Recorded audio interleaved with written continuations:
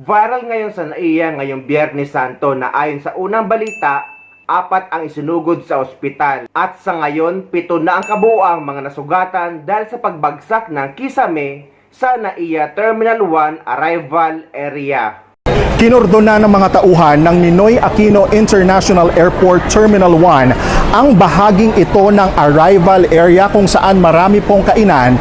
Yan ay matapos bumagsak ang bahaging ito ng kisame na yan. Ayan po kung makikita ninyo, ayan po yung apektadong kisame. Kanina, ilan po sa mga pasahero at naghahatid dito sa NAIA Terminal 1 ang nabagsakan at nasugatan.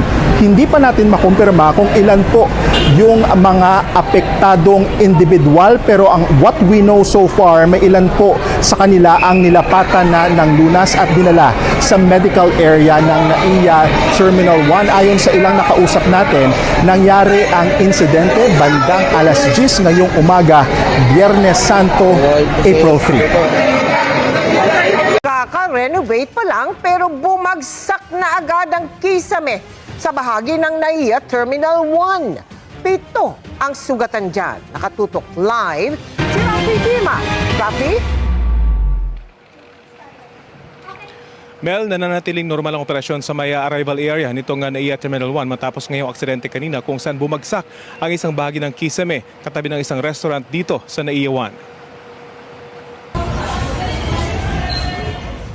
Mag-aalas 11 kaninang umaga nang magkagulo sa West Arrival Curve Area C sa NAIA Terminal 1 Arrival Extension Area na bagong renovate nito lang Pebrero. Bumagsak kasi ang bahagi ng kisame katabi ng isang restaurant.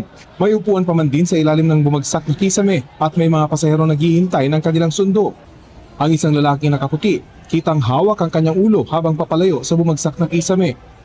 Ayon sa report na nakarating sa Department of Transportation, 7 ang sugatan sa insidente. Agad namang itinakbo sa ospital ang mga nasugatan. Inutusan na rin daw ng DOTR ang Manila International Airport Authority o MIAA na makipag-ugnayan sa New NAIA Infra Corporation o NNIC, ang pribadong operator ng NAIA, para agad imbestigahan ang insidente. Sa isang pahayag, sinabi ng NNIC na nasa stable na kondisyon na ang mga nasugatan. Nang puntahan namin ang bumagsak na kisame kanina, inabutan namin ang ilang kawani ng NNIC na nag-inspeksyon sa lugar. Ayon sa NNIC, ligtas na ang pinangyarihan ng insidente para ipagpatuloy ang normal na operasyon sa lugar. Nilagyan na lang ng kordon ang mismong pinagbagsakan ng kisame.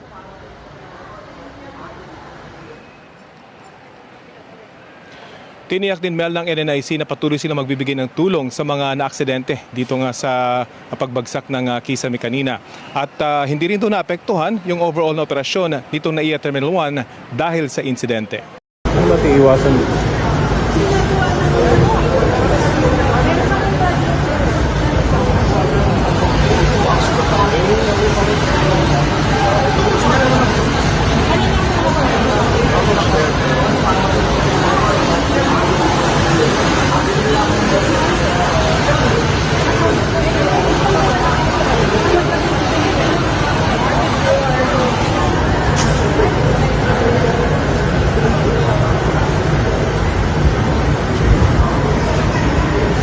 Bakit parang napakadelikado ng kisame nila na makikita mo naman na bagong gawa? Kung dito yan sa UAE ay malaking pananagutan yan ng airport at ng kontraktor.